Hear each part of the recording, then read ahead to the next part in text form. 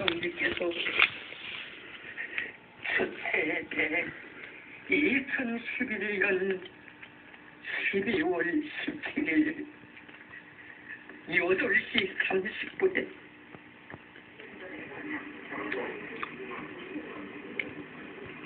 State TV reports the 69-year-old leader died Saturday morning of a heart attack while on a train trip. The report also said that doctors used every possible first aid measure, but Mr. Kim could not be saved. A funeral will be held on December the 28th in Pyongyang. Kim Jong-il was only the second leader the people of this reclusive communist nation had ever known. Senior international correspondent Dan Rivers looks back at the enigmatic Kim Jong-il. Kim Jong-il always cut a slightly bizarre figure. His diminutive stature and characteristic hair were parodied by some in the West. But for the citizens of the Democratic People's Republic of Korea, Kim was the embodiment of this reclusive state. Feared, loved, worshipped, obeyed, his cult of personality was deeply entrenched. His father was Kim Il-sung, who founded North Korea with Soviet backing after World War II. Kim Jong-il was just a little boy when the Korean War broke out in 1950, with the Soviet-backed North invading the American-backed South. After fighting ended, Kim Jong-il became steeped in his father's philosophy of juche, or self-reliance, and the North became ever more reclusive. The North and South never formally signed a peace treaty and remained technically at war, separated by a tense demilitarized zone. Gradually, Kim Jong-il was groomed for the top, making public appearances in front of cheering crowds. When Kim Il-sung died in 1994, he was declared eternal president. So his son instead became General Secretary of the ruling Workers' Party of Korea. And by 1998, as head of the army, he consolidated his position of absolute power. He will be remembered as a person who was responsible for awful things, for the existence of one of the worst dictatorships in probably not only Korean history, but in the world history, at least in the 20th, 21st century.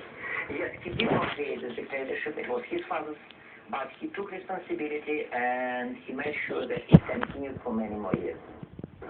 He was known for his love of fine wine, at odds in a country where food shortages and privation were common. While the dear leader, as he became known, is said to have indulged in his appetite for the finer things, his people were literally starving to death. The collapse of the Soviet Union hit North Korea hard, suddenly ending guaranteed trade deals. And then devastating floods compounded the famine. Estimates vary for the number that died, but even the regime itself admitted that almost 250,000 perished between 1995 and 1998. Some say it was more like 10 times that figure. But in the capital, Pyongyang, the artifice of a successful state was maintained. An opulent subway, proof, the dear leader would say, of the DPRK's progress under his and his father's leadership. Kim Jong-il was well known as a film buff, here visiting the set of a North Korean production. His personal video library was said to include 20,000 titles, with Rambo and Friday the 13th supposedly topping the Make a fake Godzilla movie.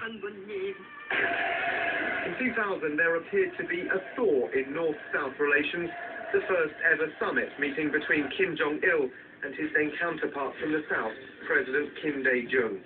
The South's so-called sunshine policy of engagement seemed to be bearing fruit. But Kim Jong-il pressed ahead with his nuclear weapons program. The US labeled it part of the axis of evil in 2002. A year later, North Korea withdrew from the Nuclear Non-Proliferation Treaty. In 2006, the North conducted a nuclear test and test-fired missiles. It added extra urgency to the six-party talks designed to deal with North Korea's nuclear program. A breakthrough came in 2007 when Kim Jong-il finally agreed to disable the nuclear reactor at Yongbyon in return for fuel and better relations with the US. But despite dramatically blowing up the cooling tower, North Korea seemed to backtrack afterwards. The deal appeared to be in jeopardy. The capture of two U.S. journalists, Laura Ling and Yuna Lee, on the North Korean border sparked another crisis in 2009. It ended when former President Bill Clinton flew in and successfully negotiated their release, prompting hopes there would be further engagement.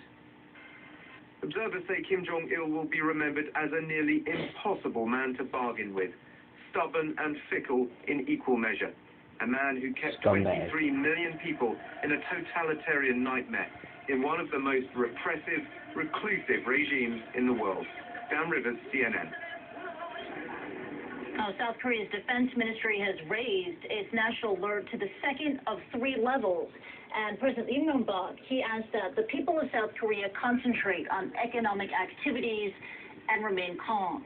South Korea, much of the region is concerned about what might come next in North Korea's secretive leadership ranks. And we asked the former South Korean ambassador to the U.S., Han Soo-ju, about that.